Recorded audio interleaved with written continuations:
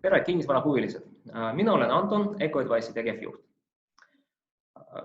Hetkel on väga palju juttu selleks, et mis on toimunud kinnisvaraturuga, kas hinnad on kasvanud, kas hinnad on langenud, kas hinnad veel kasvavad või mis hinnad toimub.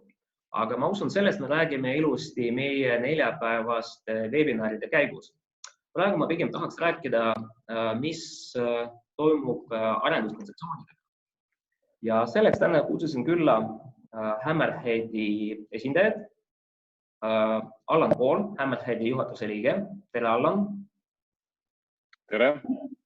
Ja Risto Abel, Hammerheadi ärikinnisvara arendusjuht. Tere, Risto. Tervist. Hammerhead tegeleb stock office'ite arendamisega. Et räägige kõigepealt meie kuulajatele, mis on stock office. Ma siis alustan, et meil on kerged leviprobleemid vist, aga alusta siis Risto sina, hea küll. Et ma võib-olla tahaks ütelda, et Hammerhead tegeleb rohkem ärikinnisvaraga üldisemalt. Ja. Küll viimastel aastatel me oleme teinud hästi palju võib-olla niisugust stock office'ist ja võib-olla ka loft office stiilis hooneid. Et ka seal on nagu niisugune vahe vahel. Et me oleme püüdnud niisuguseid ühiku suurusi viia alla ja seda funktsiooniliselt mitte ära võtta, nagu on külaliskorteritel. Vanasti oli ühetoaline korter, pandi kokku siin 30 või 2-toaline korter oli siin 43 ruudune võib-olla ja täna on ühetoalised korterid juba või ühe väikse magamistoa korterid on suudetakse ära pakkida juba 16 ruudu peale, näiteks Kandium on väga hea näide selle koha peal. Et eks ka meie lähme oma ühikutes lähme alla ja püüame luua niisugust funktsiooni jätta, aga ruutmeetrit alla viia, et see on igatpidi mingi säästurežiimid inimestele, rahaliselt kokkuhoiud ja nii edasi. Ehk stock office, see on kombinatsioon kontorist ja kaubandusest, on ju? Stock office on võib-olla kombinatsioon kontor, sul on adu või tööstus ja sul on ka showroom. See on 3 ühes, me oleme öelnud sageli 3 in 1. Okay. Ja sama on ka loft office kontseptsioon, kus on samamoodi 3 ühesse kokku pandud. Aga seal on lihtsalt võib-olla kui stock office, siis on hästi selged kontori ja kaubanduse osakaalud, kus on mingi sageli on ära eraldatud tuletõkke seintega, siis loft office'is on kõik need on jätud üheks suureks ruumiks, kus siis inimene ise vastavalt enda äranägemisele umbes mingi, ma ei tea, poole päevaga saab enda ühikuid ümber tõsta. Kui täna on tal kaubanduses, näiteks tal on 200 ruutu loft office'i pinda, siis tal täna ütleb, et tal on kaubandusse vaja paisata siin 100 ruutu, siis seda on hästi lihtne teha, sest tal on 100 ruutu kaubanduses, kui tal on poole aasta pärast võib-olla vaja sellest kõik 200 ruutu näidata kaubandusena, siis on see hästi lihtne, et need kergseinad sealt vahelt eemaldada. Seal põhivahe ongi need tuletõkke piiridest, tuletõkke seintest, mida stock office'is ei ole võimalik lihtsalt kerge vaevaga ära nihutada. Okei, ehk loft office on...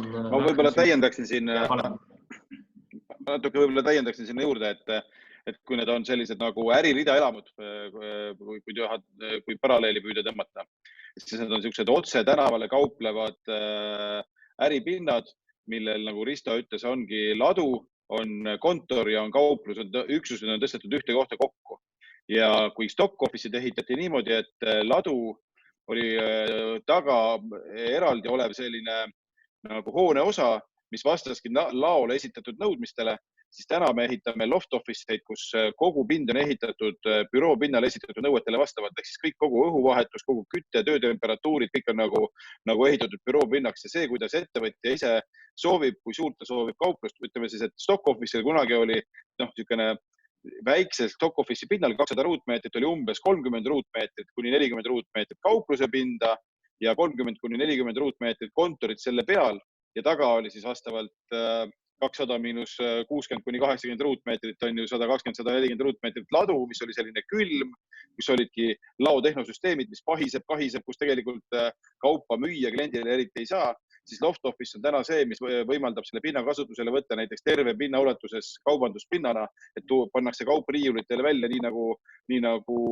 uhked poed täna teevad, et kaup on ladustatud linna serva suurde lattu ja siis kõik kallid pinnad, mis on kesklinna lähedale üüritud, kus käib kaubandus, siis seal ei ole mõtet nagu väga suurt kaubavaru hoida, siis enamus kaupa hoitakse välja riiulitel. Ehk siis, et meie kliendile mõjuda nagu, et kauplus mõjub suuremana, uhkemana, rohkem valikud, rohkem kaupa valikust, kaupa saab oma käega katsuda ja samast kohast siis teenindatakse klient niimoodi ära, et klient saab oma kauba koha pealt kätte.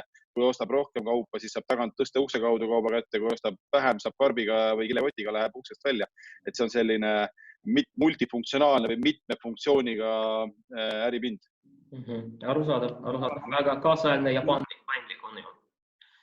Me oleme ka kasutanud sellist sloganit või ütelda oma klientidele, et mitte ära müü laost, vaid ladusta kaupluses. See on nagu nii suur vahe selles mõttes. Okei.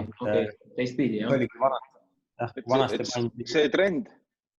Ja, vabandust. Et kui vanasti pandi lattu üks tool ja üks laud ja pandi tädi sinna taha istuma, et seda hakka nüüd müüma, siis täna on toodud see lao osapool pigem kaubandusse, et loomulikult kaup on kõrgete riiulite pealt ja kõik ei saa alati kätte, aga seda ladu tuuakse üha rohkem sisse kaubandusse, et seda nagu kõik, mis silmadel on, teeb himu ja see peab väljas olema kliendile nähtav. Selge. Ja mida me üritame siin murda? Et mis trendi me üritame siin murda on see, et kui kunagi paiknes kauplus tänava ääres, siis kontor koos raamatupidamise ja müügiosakonnaga ja direktoriga oli kuskil kõrgemal korrusel, tavaliselt mingis teises või kolmandas hoones ja ladu oli poole kilomeetri või kilomeetri kaugusel, siis klient läks kauplusesse, ta vormistas sealt ostu, talle anti skeem, kuhu tuleb autoga sõita selleks, et kaup kätte saada. Siis meie murrame seda trendi sellega, et me tõstame need kõik üksused kokku. Meil ei ole enam laomeest, seda traksipükstega meest, kes ukse peal kauba välja annab ja üleandmisaktile allkirja võtab. Meil ei ole seda meest, kes seda pakibussiga, seda lao ja kaupluse vahel, seda logistikat korraldab, et laos oleks kauplusesse viidud. Ja meil ei ole seda sidepidamist kontori, kaupluse ja lao vahel mingit saatelehti.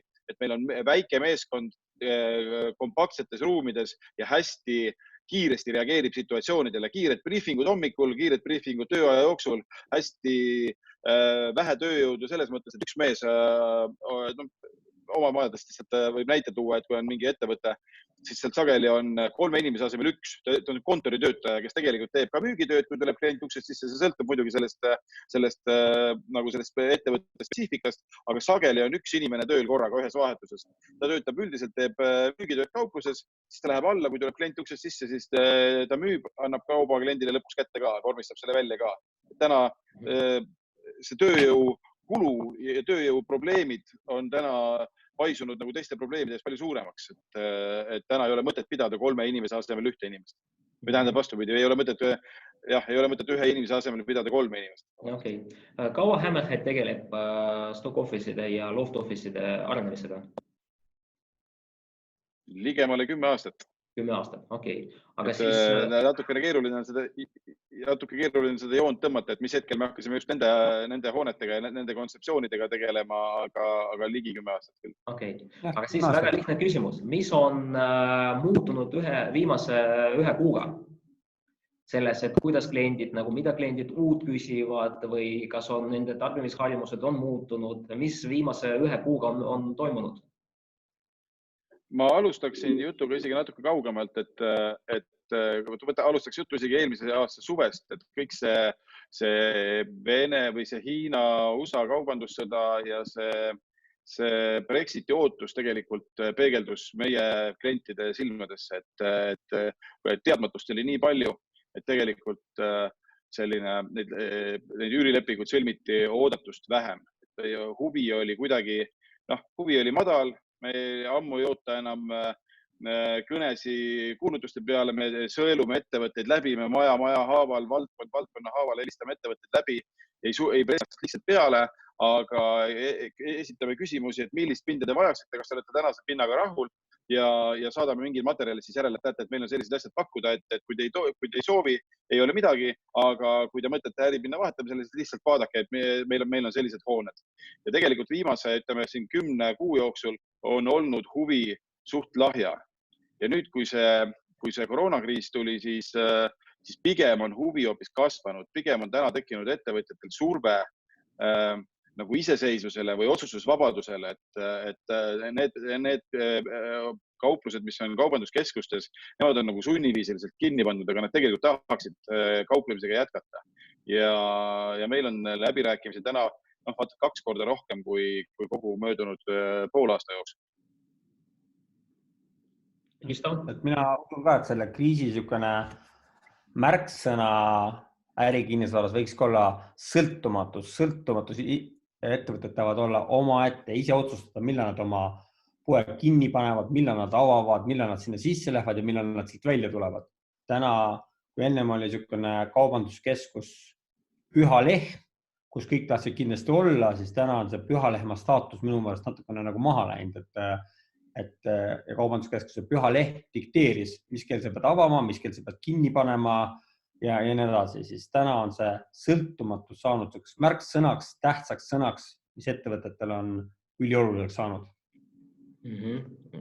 Me saime näiteks täna saime kirja ühelt ettevõtjalt, kellega me oleme sõlminud üürilepingu meie uude rajatavasse loft office hoonesse, mille rajamise me oleme nüüd nagu ootele pannud hetkeks, et nende äri on 100% sulgunud ja see pole nende otsus olnud, et nende kõik kauplused olid erinevates kaubanduskeskustes ja nendel on käive on nulli kukkunud, nende kulud on lakke kasvanud, sellepärast, et neil on töötajad, neil on rendid jooksevad, neile ei anta rendisoodustust, neile pakutakse puhkust, mis on ka arusaadav mõnes mõttes, aga nende äri on päeva pealt otsa saanud ja see ei ole olnud nende otsus, kuigi nad oleks saanud oma äriga jätkata, kui nad oleksid selles mõttes nagu vaba pinna peal, mis kauplebki otse tänavalt sisse, nad võtaksid kasutusele meetmed haigestumise nagu ärahoidmiseks ja nad saaksid täiesti vabalt, nendel on tarbijaskond olemas, klientuur on olemas, nendel on kõik olemas, et nad saaksid oma äri jätkata. Ja nad ei saa oma äri jätkata üksnes selle pärast,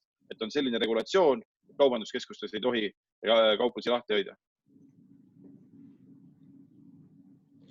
Lisaks stock ja loft office'idele teil on samamoodi veel Mantamaja, kus on coworking'is pinnad, on ju? Jah. Mis te võite rääkida selle coworking'i kohta, et mis sellega praegu toimub? Ma arvan, et coworking on ta küll ühistöötamiskontor, mis ei ole tänapäeval eriti popp sõna, aga ta on jälle teistpidi trend, mida maailm toetab, et igasugune taaskasutus, ühiskasutus, kuluefektiivsus, et seda see coworking pakub. Et kui sul on 2 mehe firma ja sa peaksid täna rentima endale linnas mingi, ütleme, 30 ruuduse väikse äripinna, tahad endale rentida, siis maksad ikka sellest mingi 10 eurot, võib-olla 11 eurot üüri, mis teeb 300, 320, 350 eurot võib-olla keskelt üüri, siis sa maksad kommunaalkulud sinna otsa, anname veel mingi 60-70 eurot, keskelt 400 eurot, ja siis hakkad sinna sisse ostma igasugused mööblit, laudes ja asju, mis on omakorda veel kulu. Ja kui sul coworking on selles mõttes alternatiiv täna, et ta on kuluefektiivne, et sa maksad oma 150, 170, 180 olenevalt asukohast ja positsioonist. Sa maksad seda kuu üüri, selle sees on nii kommunaalid, selle sees on sul koristus, sul on kogu aeg printerid, internetid, kõik asjad sul töötavad. Et ma usun, et siuke coworking asi, ta võib küll natukene muutuda, võib-olla tõesti tekib rohkem võib-olla coworkingu sees ka eraldi väikseid bokse, rohkem, kus on eraldi väikseid kabinette, et võib-olla kaovad ära võib-olla suuremad ühisalad, kus inimesed töötavad, aga ma usun ka nendes ühisalades on omad tähtsad elemendid sees, nagu sotsiaalne suhtlus. Meie enda coworkingus on välja kasvanud mitu startupi, kus ühel on üks idee, teisel on teine mingi asi olema, selles kasvab mingi ühissünergias, kasvab midagi välja. Inimene vajab seda sotsiaalset suhtlust. Ma usun, et tänapäeva kui me oleme 1,5 kuud kõik kodus töötanud, me saame aru, et see kodus töötamine ei ole eriti efektiivne, ei suuda, kui sul on lapsed on kõrval, söök, köök, telekas, siis ei ole see nagu okei, sa ei suuda seal keskenduda, sa ei suuda tööd teha, sul pole selliseid nagu mugavaid töötingimusi ja nii edasi. Ma usun, et eks ta kuidagi muutub, aga kindlasti ma ei usu, et coworking ära kaob. Okay. Ma täiendaksin siin juures, Anton, et ma arvan pigem, et coworking saab praegu hoogu juurde, sellepärast et ma ei usu, et on inimesi, kes on selle kriisi ajal mõistnud, et kodus on parem tööd teha kui töises töökeskkonnas, meeskonnas. Igasugune selline produktiivsus, proaktiivsus, kõik see selline tööistes positiivne energia ja action tekib ikkagi meeskonnas koos töötades. Ja see, et kui igaüks on oma kodus, oma arvuti taga, Zoomis peetakse koosolekuid, siis tegelikult kõik see, mis nende koosolekute vahele jääb, kõik see arutelu, kõik see infovahetus, kõik see info ammutamine, kõik see jääb nagu individuaalseks igalühel, kes millega tegeleb, kes käib külmkapi vahet, kes vaatab televiisorit, kes kantseldab lapsi või koera, et see kodus töötamine ei saa mitte kunagi võrdseks nagu kontoris, töökeskkonnas, meeskonnas töötamisega. Et kui on soov nagu välja kuidagi vedada, siis kodus teeb selle ära. Aga kui on soov konkurentides kiiremini areneda, siis seda kodus töötades ei tee. On võib-olla üksikud erandid, aga ma ei usu, et on vähematki võimalust kasvada mingil ettevõttel teistest kiiremini, kui igaüks töötab kodus võrreldes sellega, kui konkurent ettevõttes on meeskond koos, kes paneb kogu oma auru arengule ja istuvad kõrvuti ja teevad kõrvuti tööd. Selles mõttes ma arvan, et kõik need hirmud, kõik, et coworking ja ühistööalad ja inimesed istuvad külje kõrval või meetriste vahedega suures ruumis ja palju võõraid inimesi, et ma ei usu, et seal mingid murranguid tuleb. Siis peaks ära kaduma teatrid, kinod, restoranid, konverentsid, seminarid, siis peaks ära kaduma, ühistransport peaks ära kaduma. Aga sellist asja kindlasti mitte kunagi ei juhtu. Et nii kaua, kui on ühistransport ja teatrid, kinod, nii kaua on coworking ka. Ja see coworking pigem ainult paisub ja kasvab. Täna räägitakse Tallinnas mitmest uuest coworkingust, mida tahetakse teha, sest et kõik näevad, kes on selles töökeskkonnas mõnda aega töötanud, kõik tegelikult näevad seda kasu ja seda ägedust, mida see pakub, et just sa saad mitte ülemuse suhetes või mitte nagu hierarhilises töösuhtes, sa saad suhelda võõraste inimestega, kes teevad võib-olla kuigivõrd sarnast asja, mida sina teed üksikettevõtjana. Ja seal on teiste inimeste arvamused, seal on teiste inimeste kontaktid, kogemused, see on võrratu töökeskkond, sest seal on inimesed just nagu vabad, nad ei allu teineteisele, nad on lihtsalt nagu sõbrad, kõrvuti töötavad. Kui keegi sulle ei meeldi, sa võid valida teise laua ja töötada teise laua taga, et kui keegi on liiga vali või liiga vaikne, siis alati see valik. Et selles mõttes ta on kindlasti kasvav trend ja kindlasti ta on Eestis alles lapse kingades. Okay. Meie nagu meeskonna näol ma ka oskan öelda, et meil inimesed juba ütlevad, et nad tahavad rohkem suhelda, et kõik istuvad oma kodudes ja teevad tööd sealt, aga tahaks aeg-ajalt tulla kontorisse, et lihtsalt suhelda inimestega. Ja ettevõtte poolt vaadates veel üles on ka, et see meeskonna vaim nagu jääks. Meie näiteks, meil on reedeti me korraldame spordiüritusi, küll läbi Teamsi, nüüd me hakkame korraldama veel meeskonnale inglise keele tunnid. Ehk ühesõnaga ma usun, et väga paljud ettevõtted on kokku puutunud nende juhtimise ja sotsialiseerimise küsimustega. Aga tulles tagasi teie arenduste juurde, et te alustate ühe arendusprojektiga, et Prisma kaubanduskeskuse ehitamisega. Ja nagu ma saan aru, see vot läheb töösse või juba läks töösse, ma pean silma ehitustööd. Kas läks töösse, juba töö käib. Okay. Kas te võite arvesse taas, millised need muudatused on viimasel, kuu-poolteist on toimunud ja mida te ise mainisite selle kohta, et iseseisvus on võtmesõna. Kas te olete juba praegu viinud mõned muudatused projektisse või kavas seda teha, kuidas te näete seda ongoing projektidega? Kui me räägime projektist, siis meil selle projekti raames on valdavalt niimoodi, et ta ei ole nagu tüüpiline kaubanduskeskus, kus on suured koridorid. Et meil on põhimõtteliselt kõik pinnad on Prisma eraldi sissekäiguga. Meil on esimesel korrusel on üks nurgapind, mis saab olema eraldi sissepääsuga. Meil on läbirääkimistel poolel ühe ettevõttega praegu. ja siis on ka seal apteek. Esimesel korrusel rohkem ei olegi. Teisel korrusel on küll jah, üldkoridor, aga seal on samamoodi ka nagu teise korruse parkla on seal, kus autoga saad üles sõita, saad otse nagu uksest sisse minna, et seal mingid hinnad kindlasti jäävad sinna taha kinni ühiskoridori peale, aga ta ei ole nagu tüüpiline standardne kaubanduskeskuse hoone. Ta on pigem ikkagi tavaline ärihoone, kus on siis esimese korrusel nagu toiduvood. Ma usun, et meil see pressiteated ja pildid, need tulevad ka meil siin aprillikuu lõpus tulevad välja. Aga mingid muudatusi küsida niipidi, et me ei ole täna sinna projekti sisse viinud ja projekt on niimoodi, nagu ta oli algul tehtud ja nii ta läheb edasi. No, kui mina kuulan, siis mulle... Kontseptsioonis? Jah, räägi Allan. Jaa, et kontseptsioonis me tegelikult ühegi ongoing projekti muudatusi planeerinud ei ole. Sellepärast, et see on... Et hooned, mida me oleme siiamaani projekteerinud, need ongi tegelikult täpselt sellised, et nendel on, igal mehel on oma klientidele mõeldud uks, oma kaubale mõeldud uks, need on põhiliselt laotatud mööda esimest korrust laiali, tänavalt otse sisse, tänaval otse välja. See tegelikult muuta, mida me tahaksime tõenäoliselt muuta, on see asi, mida me oleme kogu aeg tahtnud muuta, on pinnad väiksemaks, et me sobiksime rohkem mikroettevõtetele, rohkem 1 ja 2 mehe ettevõtetele, et see pind ei oleks nagu praegu on selline, ütleme, põrand on ees pinnal, ehk siis, et alla 200 ruutmeetriseid pindasid ei ole väga lihtne esiteks ehitada, sest seal on mingid laoriiulite vahelised standardid, et seal vahel saaks virnastajaga sõita ja nii edasi, et ei saa väga kitsaks ja soolikaks neid teha ja teine asi on üüriruutmeetri hind, et väikesel ühikul on ehitus kallim, sest iga lao ruutmeetri kohta on ka mingid kallilt ehitatavad ruutmeetrid, kus on kontorid ja WC-d ja pesuruumid ja kõik edasi. Ehk siis selles mõttes see üüriruutmeetri hind läheb üles, aga tegelikult me tahaksime hakata ideaalist tootma 70 kuni 120 ruutmeetriseid stock- ja office'i pindasid ka. Aga see ei ole seotud tänase kriisiga, see on juba mitu aastat meil laua peal olnud, et meil on lihtsalt leidnud võib-olla sobivaid kinnistuid ja see hinnastamine on olnud võib-olla natukene jalus.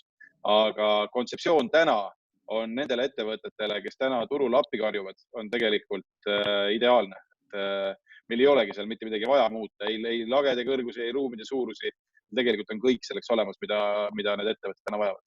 Probleem võib-olla pigem on selles, et projekte kipub olema võib-olla täna natuke liiga vähe töös, et tegelikult need pinnavajadus tõenäoliselt tekibki nende uute loft- ja stock office tüüpi äripindade defitsiit turul siin poole aasta või aasta pärast. Ehk arvestades, et projekteerimistööd võtavad tavaliselt 9 kuni 12 kuud, te olete 1 aasta ees, on ju, võrreldes tänaste trendidega kaubanduse osas?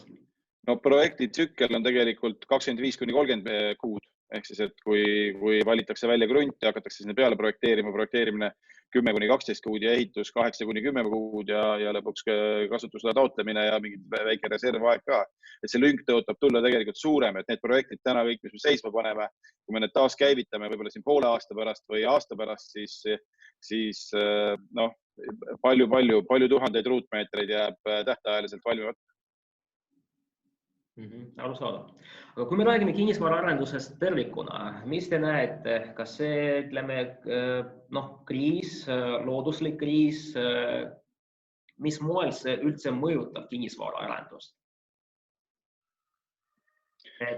Mina arvan, et see peaks mõjutama inimkonda, pigem ta peaks tarbijaskonda mõjutama, et peaks küsima, et kuidas see muudab inimesi, sest et kinnisvara on samamoodi nagu kaup, mida ostjad, üürnikud, inimesed, ühiskond tervikuna tarbib.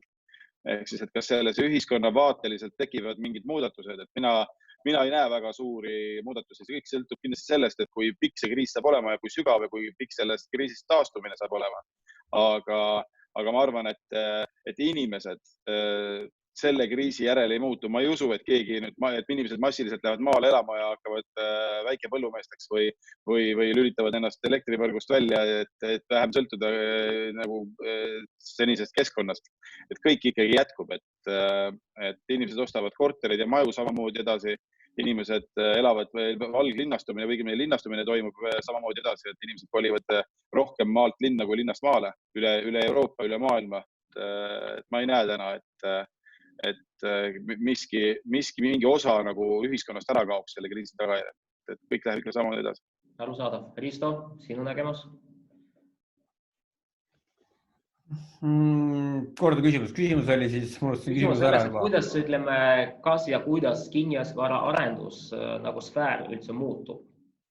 Et digitaliseerimine, uued, ütleme, okei, nagu äriajamise poolt, me saame aru, nagu, et see suhtlus taas, millest me rääkisin, et kas veel mingi...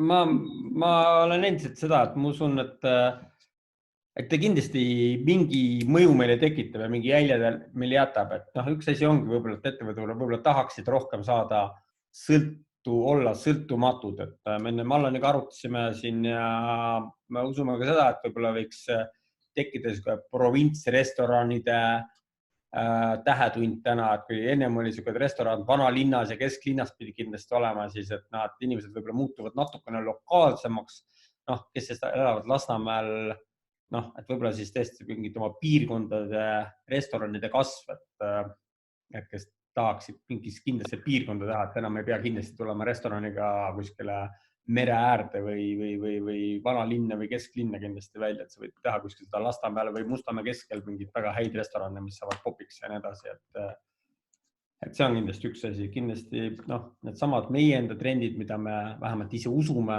ja loodame, et see nii võiks minna, et on just need stock loft office'ite tõusu me tahaksime natuke näha ja usume, et see võiks nagu inimestele meeldida ja võib-olla need ongi.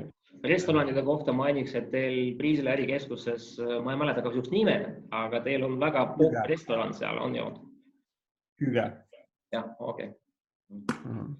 Hüge on popim restoran kriisi ajal, kui ta isegi oli enne kriisi või ta tegelikult tõusis avamise järgselt väga hästi läks käima, sest Lasnamäel ei olnud restorane, mis ei asuks kaubanduskeskuses, et see oli juba enne kriisi selles mõttes teema, et kaubanduskeskuses restoranis käimine ei ole sama, mis lihtsalt restorani minek. Et see kaubanduskeskus mõnes mõttes nagu ühest küljest toob restorani rohkem kliendi, aga kliendi jaoks natukene rikub restorani ära. Et restoranis on ikkagi mingi selline pidulikkus, et võib-olla paned lipsu ette ja lähed restorani siis läbi kaubanduskeskuse koridoride ja sinna restorani minek ei ole nagu päris see. Ja Lasnamäel ei olnud tegelikult korralikke restorane väga palju, mõned üksikud olid sellised korralikumad restoranid, kui meie avasime, siis ta sai väga popiks ja meil õnnestus just nii kaua lahti olla, et inimesed sai teada, et see restoran seal on ja praegusel keerulisel ajal väga-väga palju tellitakse toitu koju, et ta aitab inimesi, töötajaid hõivatud hoida ja aitab neile palka tasuda raskel ajal ja restorani saalis oleme küll liikumist piiranud, aga väga popp. Ja just vaadates, et on provintsi restoran, tellida saaks juba kesklinnast toitu koju, aga inimesed toetavad oma kohalikke ettevõtteid ja väga tore on näha, et kui varem keegi ei tahtnud Lasnamäele restorani teha, muidu oleks ju tehtud, inimesi on palju, aga kui tegime oma arendusse restorani, siis see väga üllatavalt hästi läks käib. Nii ka Nõmmel tegelikult, Nõmmele tegime ka restorani. Okay. Ja viimane küsimus, mis ma tahan täna küsida, on nimetage 3 sfääri, kinnisvara arenduse sfääri, mis teie arvates kõige rohkem võidavad ja kõige rohkem kaotavad sellest, ütleme, viiruse teemast. Ma võiks vastata esimesena, et kui võtta kogu see kinnisvarasfäär laua peale lahti, kui loetleda teistpidi, siis näiteks tootmissektor, büroopindade sektor tõenäoliselt puudutatud sellest kuigi palju ei saa. Seal on töö jätkunud suures osas ja see kriis neid väga palju ei puuduta, et ütleme siis elukondlik kinnisvara, üürikorterite koha pealt kindlasti saab löögi, et see turism tõenäoliselt ei taastu lühikese aja jooksul, siseturism kindlasti kasvab, aga see lühiajalise korteri üürimist mitte kuidagi ei toeta. Et see on kindlasti kõige suurem kaotaja selles kriisis ongi lühiajalise üüripinnad üürikorterist ja natukene kindlasti saavad pihta ka pikaajaliste üürikorterite hinnad, sellepärast, et turule tuleb nii palju mahtu juurde, kes kõik tahavad nüüd lühiajaliselt pikaajaliseks minna. Ma arvan, et kaotajatena on esikohal kindlasti need üürikorterid, aga võitjatest me selles mõttes räägime, et mina arvan, et ükski teine sektor nii palju ei võida sellest kriisist, kui see sama stock ja loft office'i tüüpi pinnad. Et muu kaubandus, ma ei usu ka, et inimesed jätavad nüüd, kui see kriisist taastumine hakkab aset leidma, et siis inimesed hakkavad nüüd ühe korraga vähem kaubanduskeskuses käima, seda ma kindlasti ei usu, kuigi need ettevõtjad, kes kaubanduskeskuses tegutsevad, võib-olla vaatavad niisuguse kerge ettevaatlikkusega neid kaubanduskeskuse pindasid, sest keegi ju ei tea, kas ja mitu korda see sama olukord võib uuesti korduda. Et siis ära hoida seda, et kaubamüük täielikult seiskub, siis selle jaoks tuleb kindlasti paljud võtavad endale mingid tugiüksused, kus võib-olla igapäevaselt müük nii hästi ei käi, aga mis kriisi olukorrast hoidab vähemalt ettevõtte ära, kus kohast saab kaupa välja müüa ja ütleme siis üle veebi näiteks asju müüa, kui tulevad uuesti mingid liikumispiirangud.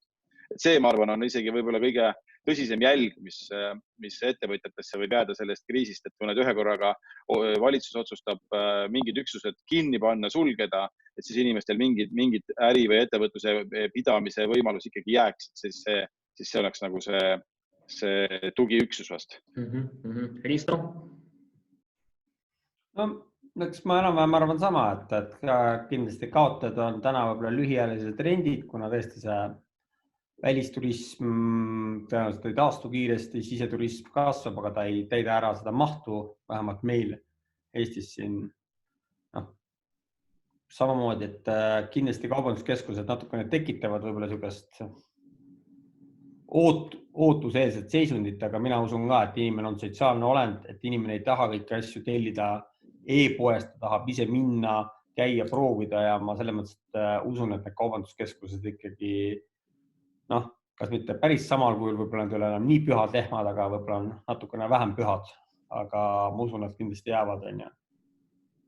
Ja samamoodi usun, et niisugust, nagu me enne teenus niši restoranid, mis võiks olla lokaalsed restoranid, linnaosade kaupa võib-olla saavad rohkem tuult juurde. Võib-olla niisugused kortermajade all olevad niisugused eraldi äripinnad, mis on ka jälle märksõna on jälle sõltumatus, et ma olen sõltumatu kellest, kes ise avan, ise tulen endust. Ja pean ütlema, et ma usun ka meie pindadesse, et meie pindadel on nagu selles kriisis võiks olla rohkem tulevikku kui ennem. Arusaadav. Lisaksin võib-olla sinna juurde veel, et palju räägitakse veebimüügist viimasel ajal, et veebimüük nüüd plahvatab ja nüüd läheb käima ja nüüd fööniks tõuseb, aga ma sellest eriti tegelikult ei usu, et veebimüük on tegelikult kasvanud üpris stabiilselt viimane 10 aastat.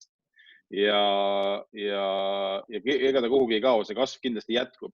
See plahvatus kindlasti toimus praegu, kui inimestel oli liikumispiirang, aga see vajadus inimestel, et nad saaksid kaupa katsuda, et nad saaksid üldse kodust välja, minna valima, minna vaatama, mis kaubad väljas on, siis see kuhugi ei kao. Et ma arvan, et see veebimüük kriisi lõppedes tõmbab natukene pigem isegi võib-olla tagasi, inimesed tulevad tänavatele ja kuigi see veebikaupluste arv kindlasti plahvatuslikult kasvab, et paljud panevad endale kauplusele kõrvale kindlasti tööle veebikaupluse, veebipoe, et oleks võimalik jällegi korduvas sellises situatsioonis müüki teha.